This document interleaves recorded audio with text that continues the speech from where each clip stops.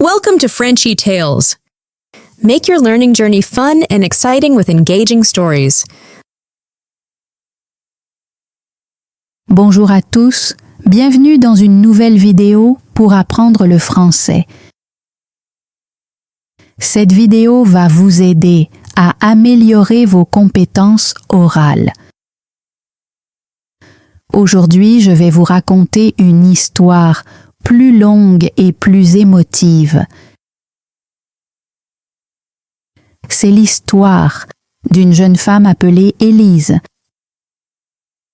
et comment une simple visite à l'hôpital a complètement changé sa vie. C'est une histoire de peur, de courage, d'honnêteté et d'un amour inattendu. Êtes-vous prêts? Commençons. Je m'appelle Élise Moreau. Et voici l'histoire du jour où je suis allée voir un médecin. Ce jour-là a tout changé pour moi. J'ai 22 ans. J'habite à Paris, en France. C'est une ville animée avec de vieux immeubles, des cafés à chaque coin de rue et des rues pleines de voitures, de bus et de vélos. J'habite dans un petit appartement au 3e étage d'un vieil immeuble en pierre. Ce n'est ni moderne ni grand, mais c'est chaleureux et confortable. Chaque matin, je me réveille au chant des oiseaux et à l'odeur du pain frais venant de la boulangerie en bas. Je travaille dans un petit café près de chez moi. Ma routine quotidienne est toujours la même. Me réveiller, aller travailler, sourire aux clients, préparer du café, nettoyer les tables, rentrer à pied, dormir. Il n'arrive jamais rien d'excitant dans ma vie. Parfois, j'ai l'impression de revivre la même journée encore et encore. Mais un mardi, quelque chose de spécial est arrivé. Ce matin-là, je me suis réveillée avec un terrible mal de tête. C'était comme si quelqu'un frappait un tambour à l'intérieur de ma tête. La douleur était vive et intense. Même la douce lumière du matin qui entrait par la fenêtre me faisait mal aux yeux. J'ai essayé de me lever, mais ma tête était lourde, comme si une pierre y avait été posée. J'ai appelé mon patron. « Je suis malade aujourd'hui », ai-je dit faiblement. « Tu devrais aller voir un médecin », m'a-t-il répondu. Je ne voulais pas. J'ai toujours eu peur des médecins. Ils parlent vite, utilisent des mots médicaux compliqués et leur visage semble sérieux. Rien que de penser à m'asseoir dans une salle d'attente d'hôpital me rend nerveuse. Mais la douleur était trop forte ce jour-là. Je n'avais pas le choix. J'ai décidé d'aller à l'hôpital. L'hôpital était un grand bâtiment blanc près de la rivière. Beaucoup de gens entraient et sortaient. Certains avaient l'air fatigués, d'autres inquiets, et certains tenaient des fleurs pour leurs proches. Je suis restée quelques secondes devant le bâtiment et j'ai pris une grande inspiration. Mes mains tremblaient, mon estomac était serré. Je me suis chuchotée. « Ça va, Élise, tu peux le faire. » Puis, je suis entrée. À l'intérieur, tout sentait le médicament et le produit de nettoyage. J'entendais de doux bips provenant des machines et des gens qui parlaient à voix basse. À l'accueil, une femme gentille me sourit. « Comment puis-je vous aider ?» demanda-t-elle. « J'ai mal à la tête. Je voudrais voir un médecin, » répondis-je. Elle me tendit un formulaire. « Remplissez ceci, s'il vous plaît, » dit-elle doucement. Sa voix calme me fit me sentir un peu mieux. Je m'assis dans la salle d'attente. Beaucoup de personnes étaient là. Certains lisaient des magazines, d'autres regardaient le sol, et d'autres encore parlaient avec leur famille. Je regardais autour de moi. Un vieil homme toussait doucement. Un petit garçon serrait fort la main de sa mère. Une femme enceinte caressait lentement son ventre. Chacun avait sa propre histoire, sa propre raison d'être là. Je me sentais petite et seule, mais en même temps étrangement liée à ces inconnus. Au bout d'une heure environ, une infirmière appela mon nom. « Élise Laurent ?» Je me levai. Elle prononça mal mon nom de famille, mais j'étais trop nerveuse pour la corriger. L'infirmière était jeune et aimable. Elle portait une tenue bleu clair et ses cheveux étaient attachés en queue de cheval. « Suivez-moi » dit-elle en souriant. Son sourire chaleureux me fit me sentir en sécurité. Nous avons marché dans un long couloir. Les murs étaient peints en bleu pâle. Il y avait des images de fleurs et de familles souriantes accrochées au mur. Quelqu'un nettoyait le sol et l'odeur de savon emplissait l'air. L'infirmière s'arrêta devant une porte. « Le docteur va vous recevoir dans la salle numéro 5, » dit-elle. Je la remerciai et entrai lentement. La pièce était petite, mais lumineuse.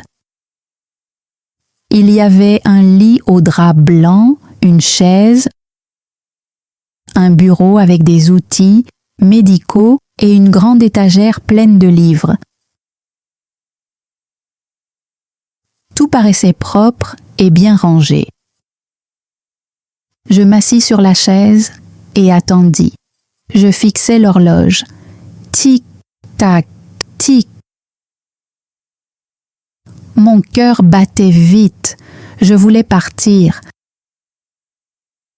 Je voulais courir jusque chez moi et me cacher sous ma couverture. Mais avant que je puisse bouger, la porte s'ouvrit. Un jeune homme entra dans la pièce. Il était grand, avec des cheveux noirs et de magnifiques yeux bleus. Il portait une blouse blanche de médecin et tenait un petit dossier à la main. Son sourire était chaleureux et bienveillant. « Bonjour, je suis le docteur Louis Girard, » dit-il. Sa voix était calme et douce. Au moment où je le vis, mon cœur se mit à battre, encore plus vite. Mais cette fois, ce n'était pas de peur. C'était parce qu'il était, honnêtement, l'homme le plus beau que j'ai jamais vu.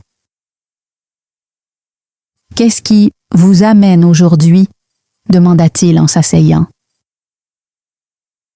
Mon mal de tête, répondis-je doucement.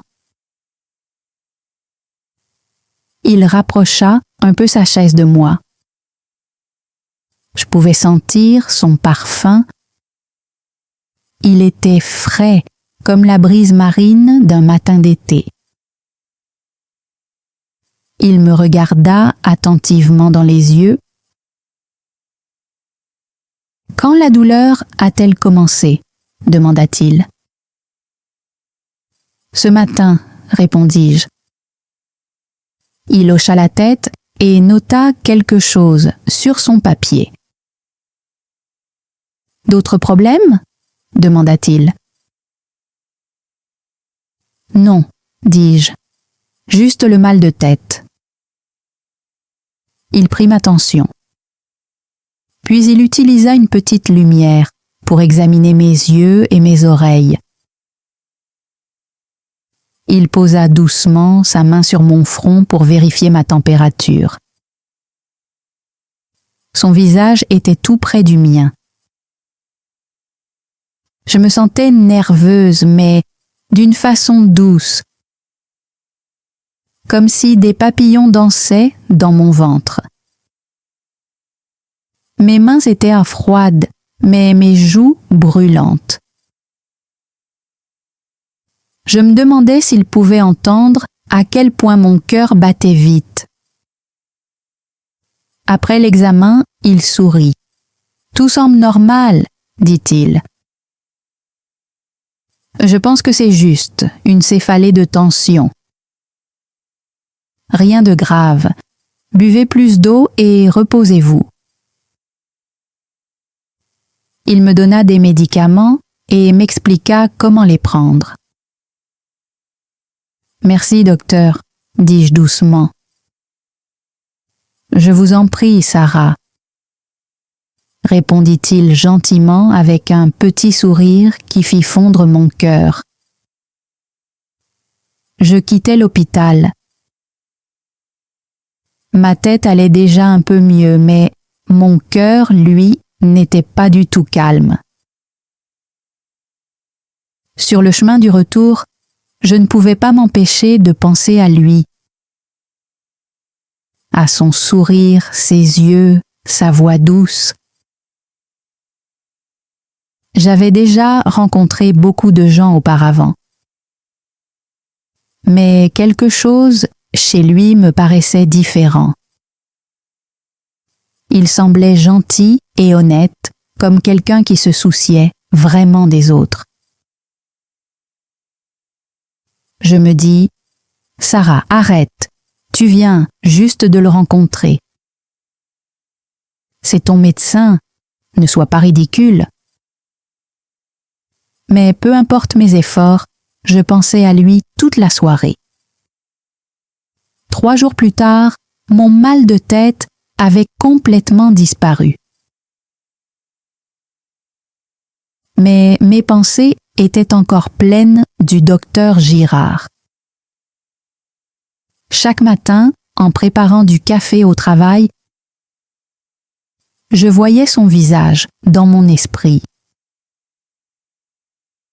Chaque soir, avant de m'endormir, je me souvenais de la façon dont il m'avait souri.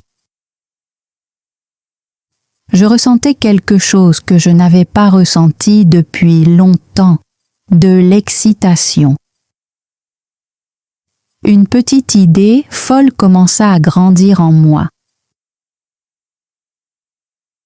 Je voulais le revoir, mais comment? Une semaine plus tard, j'élaborais un plan. Un plan un peu idiot et un peu courageux. J'ai décidé de retourner à l'hôpital et de dire que mon mal de tête était encore fort. Ce n'était pas vrai, mais je voulais vraiment le revoir. Je passais des heures à choisir quoi porter. Finalement, j'ai opté pour ma plus belle robe bleue de la même couleur que ses yeux. Je coiffais mes cheveux avec soin et mis un peu de rouge à lèvres discret. Je me regardais dans le miroir et murmurais « Tu peux le faire ».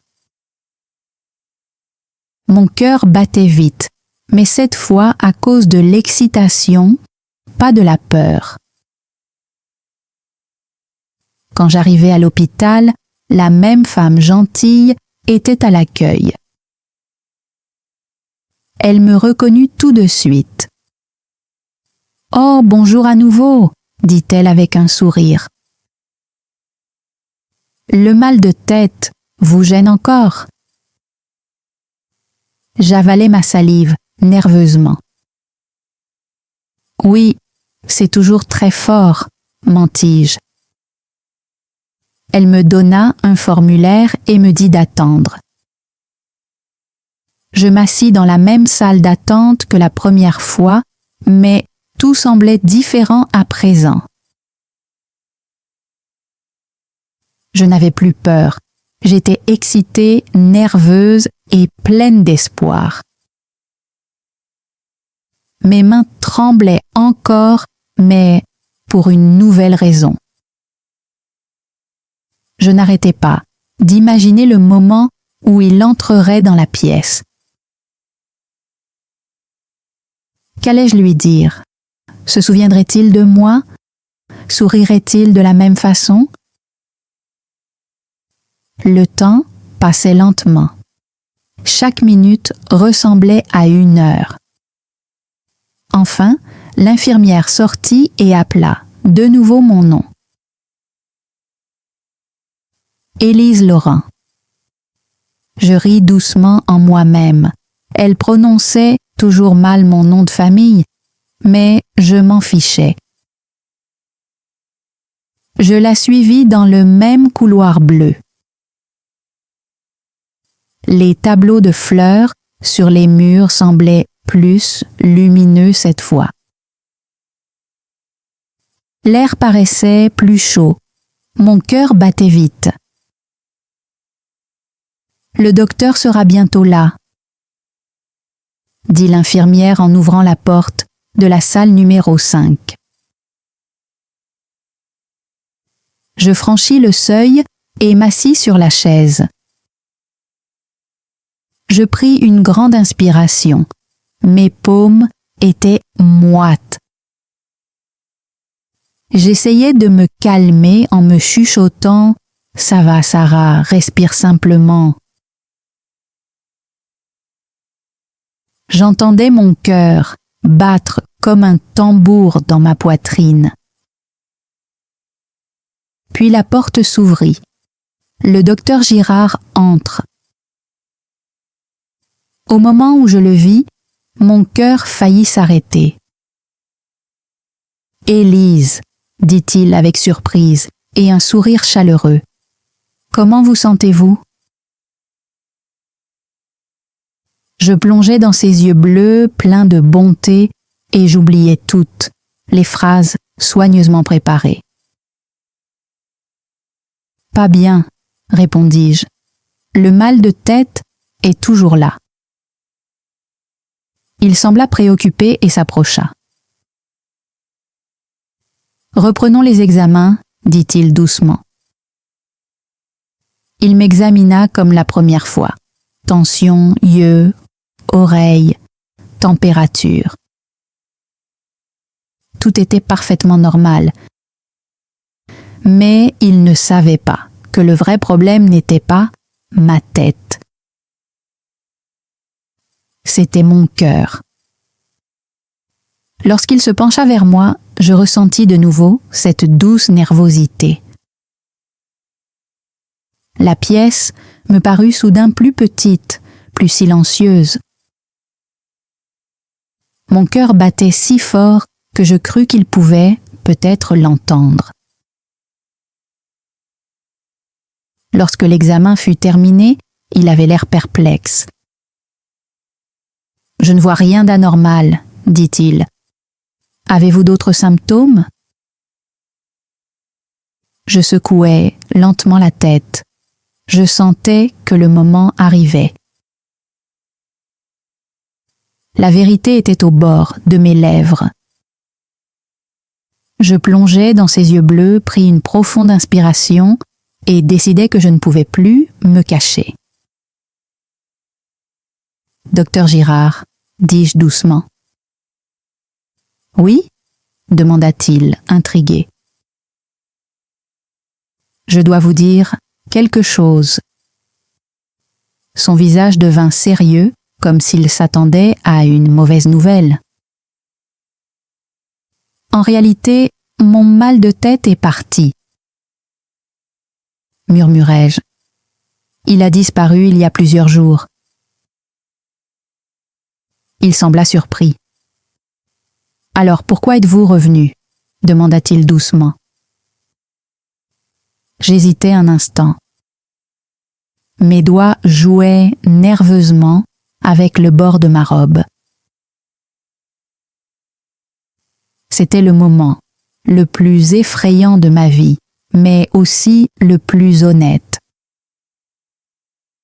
Je fermai les yeux une seconde, puis je le dis, parce que je voulais vous revoir. Les mots flottèrent dans l'air comme un secret enfin libéré. Mon cœur battait à toute allure. Mon visage était rouge de honte. Je fixais le sol, trop gêné pour le regarder. Dans ma tête, j'imaginais 100 scénarios terribles, qu'il serait en colère, qu'il me demanderait de partir, qu'il rirait, qu'il dirait « ce n'est pas approprié ». Mais rien de tout cela n'arriva. Après un long moment de silence, il m'offrit un petit sourire. « Élise, » dit-il doucement, « je suis content que vous soyez revenue. » Je levai lentement les yeux, pas certaine d'avoir bien entendu. Ses yeux bleus étaient chaleureux et bienveillants. Mon cœur fit un bond, comme un petit oiseau qui apprend à voler. Je n'arrivais pas à y croire. Je pris une autre profonde inspiration. « Docteur Girard, puis-je vous demander quelque chose ?»« Oui, bien sûr, » dit-il doucement. Mes mains tremblaient, ma voix aussi. Mais je posais quand même la question. « Voudriez-vous prendre un café avec moi ?» Pendant un instant, il parut très surpris. Il ne dit rien. Le silence semblait infini. Mon visage devint tout rouge. Je pensais « Oh non, Élise, qu'as-tu fait ? C'est un médecin, il va dire non ?» J'avais presque envie de sortir en courant de la pièce. Mais alors, il sourit. Son sourire était doux et sincère, du genre qui vous fait sentir en sécurité. Et puis il dit un simple mot. « Oui ». Je le fixais choqué. « Vraiment ?» murmurai-je. « Oui », dit-il encore en riant doucement. « Avec plaisir. » À ce moment-là, j'eus l'impression que mon cœur s'envolait. C'était la réponse que j'espérais, mais que je n'avais jamais cru entendre. Ce soir-là, nous nous sommes retrouvés dans un petit café près de l'hôpital à Paris. Je portais encore ma robe bleue et lui était en tenue décontractée. Sans sa blouse blanche, il paraissait encore plus charmant. « Nous nous sommes assis près de la fenêtre, avons commandé du café et avons parlé pendant des heures. Il m'a raconté sa famille, son enfance dans la campagne française et son rêve de devenir médecin. Je lui ai parlé de ma vie simple, de mon travail au café et de mon amour pour la pâtisserie. Nous avons beaucoup ri. Tout paraissait si facile et naturel, comme si nous nous connaissions depuis des années. Quand il me raccompagna chez moi ce soir-là, le ciel de Paris était sombre et calme. Nous nous sommes arrêtés sous un lampadaire qui brillait comme une étoile. Le monde semblait paisible. Il me regarda et sourit. Puis il m'embrassa doucement. C'était tendre et chaleureux. C'était comme un rêve. Cette nuit-là, je ne pus pas dormir. Je repassais le moment encore et encore dans ma tête. Après cette soirée, tout changea. Nous avons commencé à nous voir presque tous les jours. Parfois, il passait me voir au café pendant sa pause déjeuner. D'autres fois, nous nous retrouvions au parc après ses gardes, à l'hôpital. Nous faisions de longues promenades le long de la Seine, regardions des films et cuisinions ensemble. Nous découvrions de nouveaux coins de Paris, partagions des blagues et nous confions nos secrets. Pour la première fois de ma vie, chaque jour paraissait excitant. Je me réveillais avec le sourire. Je m'endormais, le cœur léger. 3 mois plus tard, nous étions assis au bord de la Seine au coucher du soleil. Le ciel se peignait d'orange et de rose. L'eau reflétait la lumière dorée. Il prit doucement ma main. « Élise, dit-il tendrement, je t'aime. Je crois que je t'aime depuis le premier jour. » Mon cœur s'arrêta une seconde. Je le regardais dans les yeux et sus qu'il le pensait vraiment. « Je t'aime aussi, répondis-je. Les larmes emplirent mes yeux, mais c'étaient des larmes de joie. 6 mois plus tard, il me fit une surprise à l'hôpital. Il me demanda de venir dans la salle numéro 5, la même où nous nous étions rencontrés. Quand je suis entrée, il était là, debout avec des fleurs et un sourire nerveux. Il mit un genou à terre et dit « Sarah, veux-tu m'épouser ?» Je me mis à rire et à pleurer en même temps. « Oui, dis-je fort. » Les infirmières à l'extérieur applaudirent et poussèrent, des cris de joie. Aujourd'hui, nous sommes mariés. Nous vivons dans une petite maison avec un joli jardin. Chaque matin, je lui prépare le petit déjeuner avant qu'il ne parte à l'hôpital. Il travaille toujours comme médecin aidant les gens chaque jour. J'ai ouvert ma propre boulangerie que j'ai appelée Douce Migraine parce que mon petit mal de tête et mon petit mensonge nous ont réunis. Parfois, quand je me réveille et que je le vois dormir, à côté de moi, je souris. Je repense à ce mardi matin, à la douleur, à la peur, à l'attente nerveuse. Et je réalise que parfois les plus belles choses de la vie arrivent quand on prend un petit risque. Parfois, l'amour commence par un petit mensonge, mais se termine par la plus grande vérité, le véritable amour. Ceci est mon histoire. Voilà comment j'ai rencontré mon mari. Maintenant, c'est à vous de pratiquer.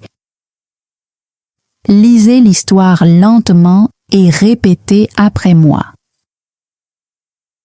Cette méthode de shadowing vous aidera à améliorer votre expression et votre compréhension en français.